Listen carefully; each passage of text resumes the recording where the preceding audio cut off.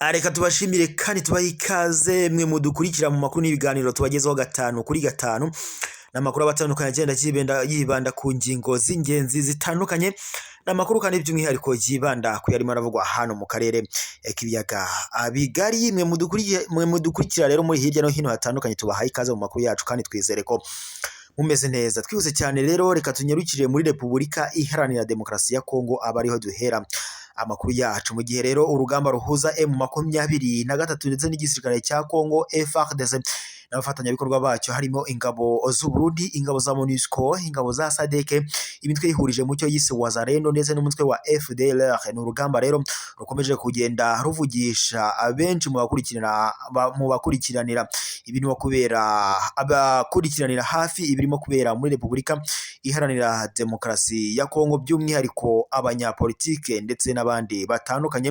Ni urugamba rero rukomeje kwangirikamo byinshi, haba abaturage bagenda bahasiga ubuzima ndetse n'abasirikare ku mpande zombi ndetse n'ibikorwa remezo bikangirika. N'amakuru kandi yakomeje kugenda atangazwa mu bihe bitandukanye ko igisirikare cya Kongo mu rugamba gihanganyemo na M23 bikomeje kubuza umutekano abaturage. Nk'uko byatangajwe mu minsi ishize, hari amakuru yumvikanaga abaturage ba Kongo ndetse bashinja ingabo za Monusco ngo kuba zikorana n'umutwe wa M23. Rero byongeye gutangazwa cyangwa se byongeye gushyirwa ahagaragara ko umutwe wa M23 ubwo nyine ngo nazo zongeye gushinjwa ko zaba zirimo zirakorana ngo n'abacancuro bo muri Monusco, nk'uko byakomeje kugenda rero bishyirwa ahagaragara. Mu yandi makuru kandi yakomeje kuvuga muri Repubulika Iharanira Demokarasi ya Kongo, mu gihe gishize humvikanye amakuru ko umutwe wa M23 wari wafashe agace ka Rwindi ndetse na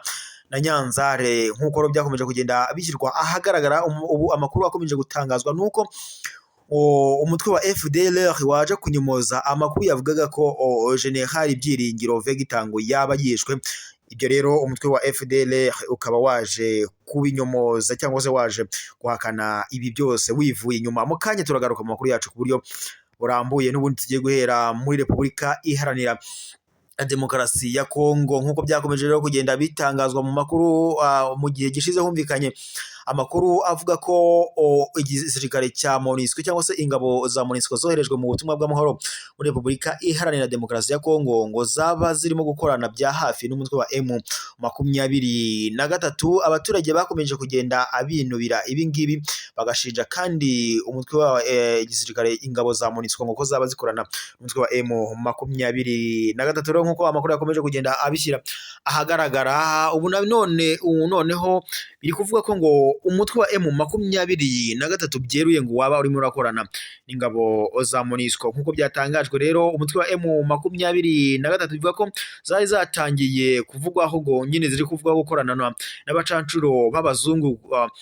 Nk'uko amakuru yakomeje kugenda abishyira ahagaragara, bivuga ko zigeze ibwaranda naho bita Mayini ndetse na Katoro na Somikivu kuri iki cyumweru tariki ya 10 Werurwe umwaka wa 2024. Ibi bikaba byari nyine cyangwa se iki gikorwa cy'uyu mutwe wa M23 cyo kwerekeza muri ibi bice bitandukanye muri Repubulika nyine Iharanira Demokarasi ya Kongo. Bikaba byari bibaye nyuma ya saa sita, bikavuga ko byari nyuma y'iminsi ine igisirikare cya Kongo FARDC ndetse n'umutwe witwaje intwaro wa Wazalendo ngo byari bimaze igihe bivuye muri aka gace ngo mu buryo rero buri strategique kuva ku wa 6 Werurwe umwaka wa 2024. Ubwo byakomeje kugenda bitangazwa ngo ibi bituma hafatwa imijyi ya Nyanzare, Kibirizi, Kirima ndetse na Bwindi. Nk'uko byakomeje rero kugenda bitangazwa mu makuru atandukanye, umutwe wa M23 mu gihe gishize humvikanye amakuru avuga ko wari wafashe agace ka Nyanzare, ndetse aka gace bikavuga ko ariho General Sultani Makenga uyoboye ingabo za M23 aturuka. Nk'uko kandi byakomeje kugenda bishyirwa ahagaragara, mu gihe gishize humvikanye amakuru avuga ko umutwe wa M23 wari wigaruriye agace ka Rwindi ariho naho hari haherereye ikibuga cy'indege cya Rwindi, ndetse bikaza kuvuga ko ngo iri fatwa ry'umujyi wa Rwindi urimo iki kibuga cy'indege ngo byaje kubangamira mu buryo bukomeye igisirikare cya Congo FARDC, ngo kuko ariho hantu cyifashishaga mu kugeza intwaro mu bice bitandukanye, ndetse ngo no mu buryo bwo gukoresha drone zatangaga amakuru y'ibyo bigendanye n'urugamba igisirikare cya Congo FARDC cyabaga kirimo kiratanga cyangwa se kiba kirimo kiragenda gikora mu buryo butandukanye. Nk'uko amakuru akomeje kugenda abishyira ahagaragara, umutwe wa M23 wavuze ko wafashe Nyanzare, ndetse nyuma yo kwerekeza gufata aka gace ka Nyanzare, ubu ngubu noneho amakuru yashyizwe ahagaragara. Umutwe wa M23 watangaje ko cyangwa se uravuga ko waje no kuza kwerekeza aho bita Bwiranda, mbere y'uko igice kimwe cyabo cyangwa se umurongo umwe nyine nk'uko amakuru yashyizwe ahagaragara na Repubulika Iharanira Demokarasi ya Congo batangaje ko nyine umutwe wa M23 nyuma y'uko ufashe agace ka Nyanzare waje kwerekeza aho bita Ibwaranda, ngo kandi ahangaha ngo baherekezaga ari umurongo w'aba basirikare nyine b'umutwe wa M23. Ngo icyo gihe rero igisirikare cya Monusco cyangwa se ingabo ziri mu butumwa bw'amahoro ngo za Monusco ngo nta kintu zigeze zibikoraho. Abaturage rero ba Repubulika Iharanira Demokarasi ya Congo ngo batangiye kwibaza cyane impamvu igisirikare ingabo za Monusco ngo zitari kurasa kuri uyu mutwe wa M23, ngo kubera ko ngo mu byazijyanye muri Repubulika Iharanira Demokarasi ya Congo mu myaka ngo igera kuri 21 ngo nta kintu na kimwe ngo zirahakora. Rero ngo bakibaza impamvu iki gisirikare cya Monusco ngo kitari gukora ibyo cyagiyaniwe muri Repubulika Iharanira Demokarasi ya Congo, bityo rero bakaba bari kubashinja ko ngo baba bakorana byihuse cyangwa se bya hafi n'umutwe wa M23. Nk'uko byakomeje kugenda bishyirwa ahagaragara nyine ngo ubwo izi ngabo za uyu mutwe wa M23 wageraga muri Nyanzare ngo waje kwerekeza aho bita Bwiranda, ngo ukaba rero wari umurongo w'abasirikare cyangwa se w'abasirikare b'umutwe wa M23. Nk'uko byakomeje kugenda bishyirwa ahagaragara mu makuru atandukanye, bivuga ko rero baje kwerekeza no mu tundi duce dutandukanye harimo nka Kibirizi kugeza ndetse naho bita Bwindi.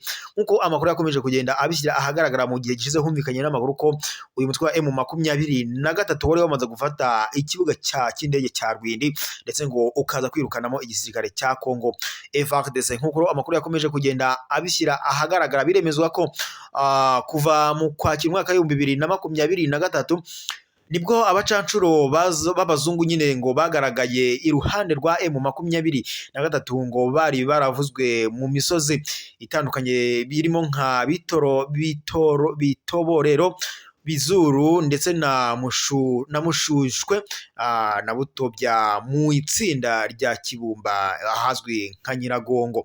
Nk'uko byakomeje kugenda bishyirwa ahagaragara, bivuga ko hagati nk'uko nyine umutwe wa M23 ubitangaza, wavuze ko wakomeje kuguma mu gace ka Rwindi ahitwa ndetse n'ahandi hitwa PK17 cyangwa se PK17 mu ndimi z'amahanga. Nk'uko byakomeje kugenda bitangazwa aha muri Rwindi, bivuga ko ingabo za Monusco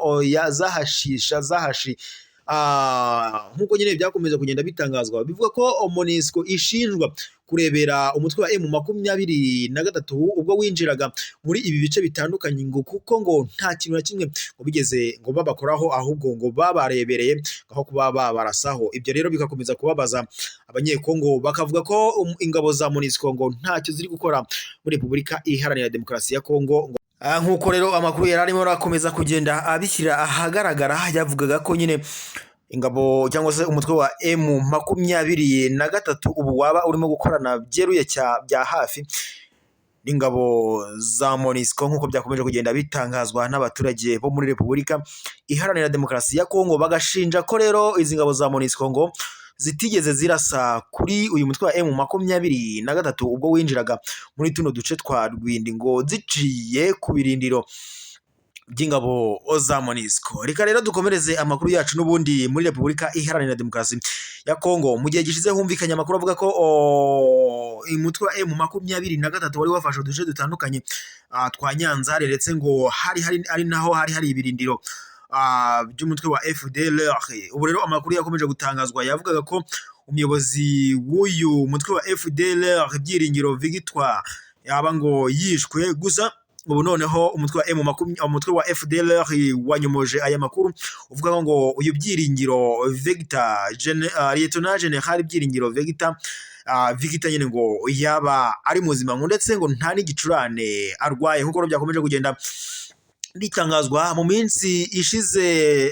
Hari amakuru yagiye acicikana ku mbuga nkoranyambaga avuga ko Lieutenant General Byiringiro Victor perezida w'uyu mutwe wa FDLR ngo yaba yari yishwe ubwo abarwanyi ba M23 bageraga ikibirizi ahari hasanzwe hari ibirindiro by'uyu mutwe nyine wa FDLR. nk'uko amakuru akomeje kugenda abishyira ahagaragara, byavugaga ko nyine uyu Byiringiro ngo yaba yarishwe, ariko umuvugizi w'uyu mutwe wa FDLR mu bya gisirikare Lieutenant Sacramento yanyomoje aya makuru ayabeshyuza yivuye inyuma, avuga ko nyine ngo uyu muyobozi cyangwa se uyu perezida wa FDLR cyangwa se uyu Byiringiro Victor yaba ngo ari muzima kandi ngo arakomeye nk'uko bikomeje kugenda bitangazwa nyine n'uyu muvugizi wa FDLR Sacramento. Uyu muvugizi wa FDLR mu bya gisirikare Lieutenant Sacramento yavuze ko ngo uyu Lieutenant General Byiringiro ngo akiri muzima kandi ngo aganje.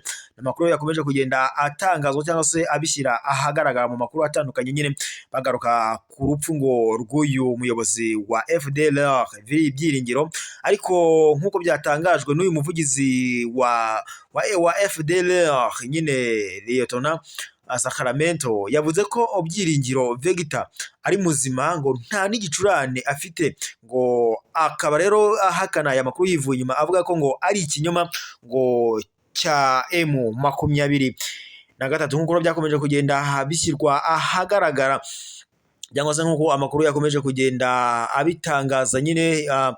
Umutwe wa M23 mu gihe gishize wari watangaje ko wagiye mu bice bitandukanye harimo Kibirizi, harimo Kirima ndetse na Nyanzare mu bice bitandukanye nyine bya Repubulika Iharanira Demokarasi ya Kongo, ariho naho ndetse ngo ibi birindiro bya FDLR byari biherereye, ngo maze bamwe muri bo bakaba bari bahavuye rahunga. Amakuru yakomeje kugenda abishyira ahagaragara n'umuvugizi wa FDLR yatangaje ko nyine ngo ubu ngubu uyu muyobozi wa FDLR perezida Lieutenant General Byiringiro Victor ngo nta kibazo namba afite. Amakuru yacu rero mwari mukurikiye tuyasubikiye hano, gusa kuri wawa utarakanda subscribe cyangwa sabone bitewe n'ururimi ukoresha, nagushishikariza gukanda sabone cyangwa subscribe bitewe nyine n'ururimi ukoresha, maze ukazajya ubu wa mbere kubona amakuru n'ibiganiro tubigezaho 5 kuri 5.